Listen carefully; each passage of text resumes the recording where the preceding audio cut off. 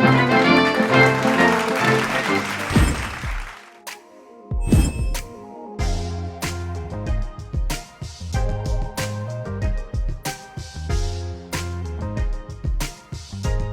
a funny story from my past.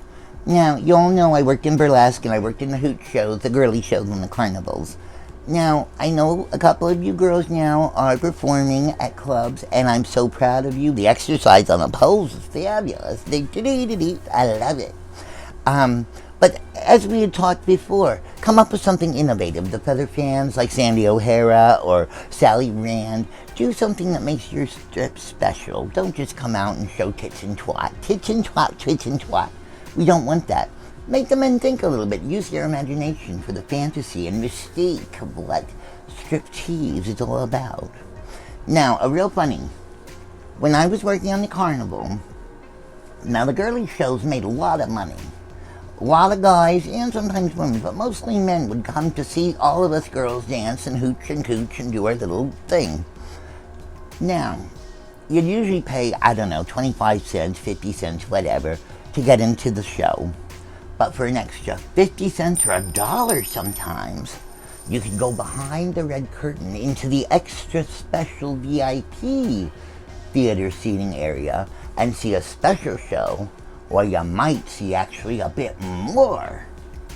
So now remember, in a lot of these carnival towns, these small towns and so forth, you couldn't go topless completely. You had to wear pasties, or sometimes you had to wear some kind of costume on the top. You couldn't even show the pasties. So, when men had the opportunity of being promised seeing a gorgeous lady totally topless in the back of behind the red curtain for an extra $1, many took them up on that. Well, they would pay their $1, they go in, they sit down, and all of a sudden the drums and the music would start, and this beautiful, big, exotic broad would come out. She's shaking and strutting her stuff and doing her thing. She's teasing all the men, and all of a sudden, boom! There goes the top. You can see everything, areola and all. Now remember, back in the 60s, 70s, 80s, oh my goodness, this is unheard of to do this. The traveling shows are showing boobies. Well, let me tell you a little secret that most never knew. Quite often, not always, but one in particular that I worked with, his name was Zayner. Yes, you heard me right.